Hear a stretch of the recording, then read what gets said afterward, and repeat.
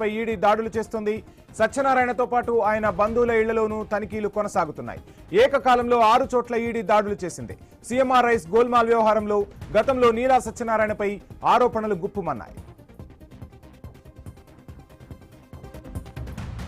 ఇదే అంశానికి సంబంధించి ఫుల్ డీటెయిల్స్ మా ప్రతినిధి కిరణ్ అందిస్తారు. కిరణ్, మొత్తంగా కోదాడలో ఈడీ దాడులు జరుగుతున్నట్టుగా తెలుస్తుంది. సత్యనారాయణతో పాటు ఆయన బంధువుల ఇళ్లలో కూడా దాడులు కొనసాగుతున్నట్టుగా తెలుస్తుంది. ఎంతసేపటి నుంచి ఈడీ సోదాలు కొనసాగుతున్నాయి? ఇంకా ఎంతసేపు ఈ దాడులు కొనసాగే అవకాశం ఉంది? డీటెయిల్స్ ఏంటి?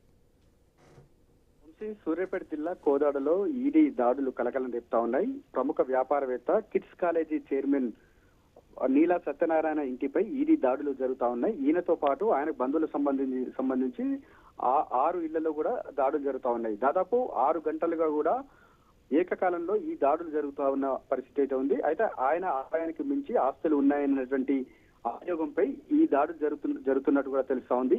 నీలా సత్యనారాయణ కాలేజీ వ్యాపారితో పాటు ఇటు ఒక రైస్ మిల్ సంబంధించినటువంటి రైస్ మిల్ లో కూడా తనిఖీలు జరుగుతున్నట్టుగా తెలుస్తోంది. గతంలో సీఎంఆర్ రైస్ కుంభకోణంలో కూడా ఈయనపై పలు అభియోగాలు వచ్చినటువంటి పరిస్థితి ఉన్న నేపథ్యంలో ఈయనకు సంబంధించి బంధువుల ఇళ్లలో కూడా దాడులు జరుగుతూ ఉన్నాయి. ఈ దాడులకు సంబంధించి పెద్ద ఎత్తున అక్రమాస్తులు బయటపడ్డట్టు కూడా తెలుస్తా ఉంది. దాదాపు 6 గంటలుగా కూడా ఈ దాడులు జరుగుతున్న పరిస్థితి అయితే ఉంది. కొద్దిసేపటి క్రితం దాడులు ముగిసినట్టుగా తెలుస్తా ఉంది. ఈ దాడుల్లో ఎన్ని అక్రమాస్తులు బయటకు వచ్చాయనేటువంటి విషయాన్ని మాత్రం గోప్యంగా ఉంచుతున్న పరిస్థితి అయితే ఉంది. ఈయనపై మాత్రం గతంలో అనేక అవినీతి ఆరోపణలు, అంటే బీఆర్ఎస్ ప్రభుత్వ హయాంలో అనేక అవినీతి ఆరోపణలు ఉన్నట్టు కూడా తెలుస్తా ఉంది. సీఎంఆర్ రైస్ కుంభకోణం సంబంధించి ప్రభుత్వానికి తప్పుడు లెక్కలు చూపారని కూడా ఈయనపై అభియోగం ఉన్నటువంటి నేపథ్యంలో ఆయన కుంభకోణం సంబంధించి దాడులు జరుగుతున్నట్టుగా తెలుస్తోంది. మరోవైపు ఆయన ఆదాయానికి రెట్టింపు ఆస్తులు ఉన్నటువంటి నేపథ్యంలో కూడా ఆయనపై అక్రమాస్తులకు సంబంధించి ఈడీ అధికారులు కూపీ లాగుతున్నట్టుగా తెలుస్తా ఉంది. వంశీ,